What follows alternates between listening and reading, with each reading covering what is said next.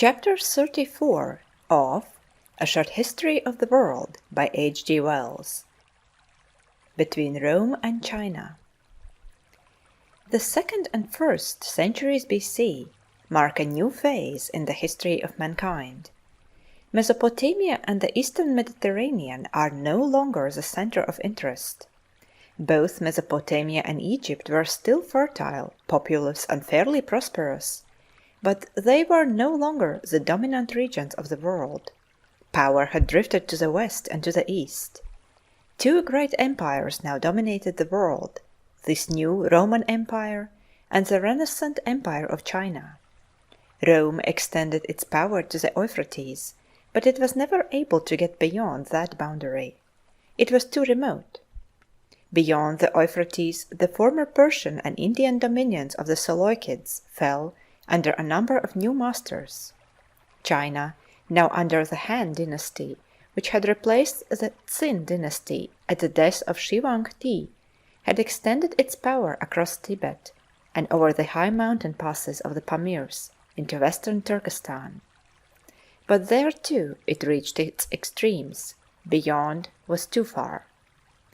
China at this time was the greatest, best organized, and most civilized political system in the world. It was superior in area and population to the Roman Empire at its zenith. It was possible then for these two vast systems to flourish in the same world at the same time, in almost complete ignorance of each other. The means of communication, both by sea and land, was not yet sufficiently developed and organized for them to come to a direct clash. Yet they reacted upon each other in a very remarkable way, and their influence upon the fate of the regions that lie between them, upon Central Asia and India, was profound. A certain amount of trade trickled through, by camel caravans across Persia, for example, and by coasting ships by way of India and the Red Sea.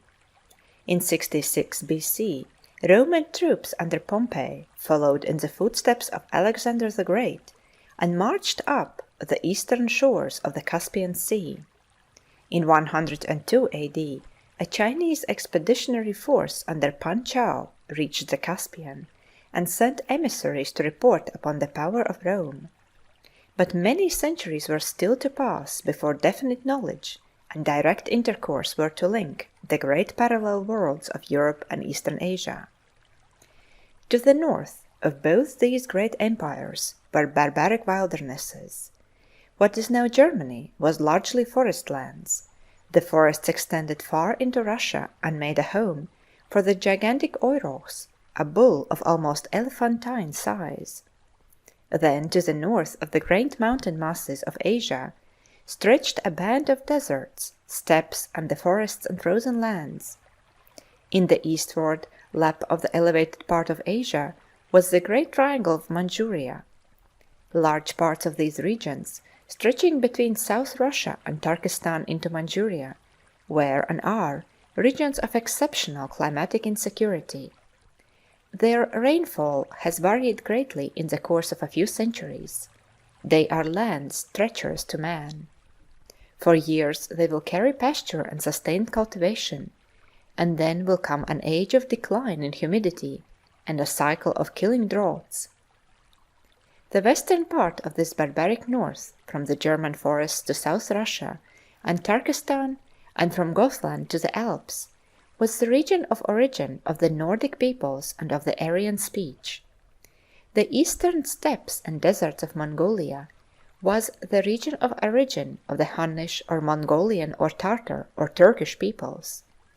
For all these several peoples were akin in language, race, and way of life. And as the Nordic peoples seem to have been continually overflowing their own borders and pressing south upon the developing civilizations of Mesopotamia and the Mediterranean coast, so the Hunnish tribes sent their surplus as wanderers, raiders, and conquerors into the settled regions of China. Periods of plenty in the north would mean an increase in population there. A shortage of grass, a spell of cattle disease, would drive the hungry, warlike tribesmen south. For a time, there were simultaneously two fairly effective empires in the world, capable of holding back the barbarians and even forcing forward the frontiers of the imperial peace. The thrust of the Han Empire from North China into Mongolia was strong and continuous. The Chinese population welled up over the barrier of the Great Wall.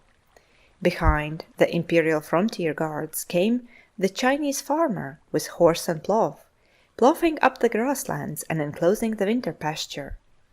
The Hunnish peoples raided and murdered the settlers, but the Chinese punitive expeditions were too much for them. The nomads were faced with the choice of settling down to the plough and becoming Chinese taxpayers, or shifting in search of fresh summer pastures. Some took the former course and were absorbed. Some drifted northeastward and eastward over the mountain passes down into the western Turkestan. This westward drive of the Mongolian horsemen was going on from 200 BC onward. It was producing a westward pressure upon the Aryan tribes, and these again were pressing upon the Roman frontiers, ready to break through directly there was any weakness apparent. The Parthians, who were apparently a Scythian people with some Mongolian admixture, came down to the Euphrates by the 1st century BC. They fought against Pompey the Great in his eastern raid. They defeated and killed Crassus. They replaced the Seleucid monarchy in Persia by a dynasty of Parthian kings, the Arsacid dynasty. But for a time, the line of least resistance for hungry nomads lay neither to the west nor the east, but through Central Asia and then southeastward through the Khyber Pass into India. It was India which received the Mongolian drive in these centuries of Roman and Chinese strength. A series of raiding conquerors poured down through the Punjab into the Great Plains to loot and destroy. The empire of Ashoka was broken up, and for a time the history of India passes into darkness. A certain Kushan dynasty founded by the Indo-Scythians, one of the raiding peoples, ruled for a time over North India and maintained a certain order. These invasions went on for several centuries. For a large part of the 5th century AD, India was afflicted by the Ephthalites or White Huns, who levied tribute on the small Indian princes and held India in terror. Every summer these Ephthalites pastured in western Turkestan. Every autumn they came down through the passes to terrorize India. In the 2nd century AD, a great misfortune came upon the Roman and Chinese empires that probably weakened the resistance of both to barbarian pressure. This was a pestilence of unexampled virulence. It raged for 11 years in China and disorganized the social framework profoundly. The Han dynasty fell, and a new age of division and confusion began, from which China did not fairly recover until the 7th century AD with the coming of the great Tang dynasty. The infection spread through Asia to Europe. It raged throughout the Roman Empire from 164 to 180 AD. It evidently weakened the Roman imperial fabric very seriously. We begin to hear of depopulation in the Roman provinces after this, and there was a marked deterioration in the vigor and efficiency of government. At any rate, we presently find the frontier no longer invulnerable, but giving way first in this place and then in that. A new Nordic people, the Goths, coming originally from Gothland in Sweden, had migrated across Russia to the Volga region and the shores of the Black Sea, and taken to the sea and piracy.